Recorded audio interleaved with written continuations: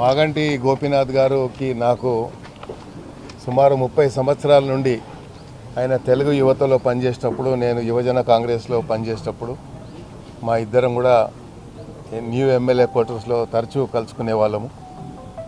అంటే సుమారు 30 సంవత్సరాల నుండి మాకు శాసనసభ్యుడిగా ఆయన కాకముందు, నేను కాకముందు కూడా మాకు అనుబంధం ఉండే. కానీ ఒక మంచి మిత్రుడు ఈరోజు కోల్పోవడం చాలా బాధాకరంగా ఉంది.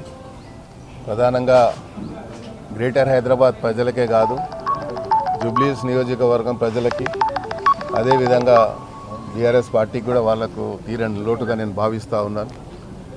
ప్రధానంగా ఒక సౌమ్యుడిగా, ఎప్పుడు నాన్ కాంట్రవర్షియల్ శాసనసభ్యుడిగా అందరితో చాలా ప్రేమతో మాట్లాడుతూ, ఈ మధ్యకాలంలో ఆయన ఆరోగ్యం క్షీణించినప్పుడు శాసనసభకు వచ్చినప్పుడు నేను మందలించడం జరిగింది. ఎందుకు గోపి వచ్చావు, నువ్వు అవసరం లేదు కదా అంటే, లేదన్నా ఒక అటెండెన్స్ ఒక ఇచ్చిపోదామని వచ్చాను, కలవాలని అనిపించింది అని అన్నాడు.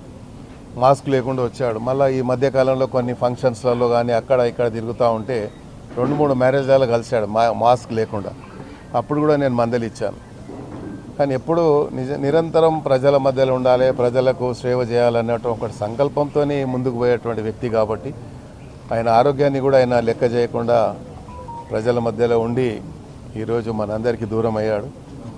ఆ భగవంతుని నేను మనసా వాచా వేడుకుంటా ఉన్నాను. ఆయన ఆత్మకు శాంతి కలగాలని, వారి కుటుంబానికి మనోధైర్యాన్ని ఇవ్వాలని, తప్పకుండా వారి కుటుంబానికి ఏదన్నా అవసరం ఉంటే మేము కూడా అండదండగా ఉంటాము, ఎలాంటి సమస్య వచ్చినా అని కూడా సందర్భంగా తెలియజేసుకుంటూ, ఎన్నో సమస్యల మధ్యలో సతమతం అవుతూ ఆయన ఈ మధ్యకాలంలో కూడా చాలా బాధకు గురయ్యాడు. మరి అవన్నీ కూడా చాలా ఆయనని బాధ పెట్టాయని నేను భావిస్తూ ఉన్నాను.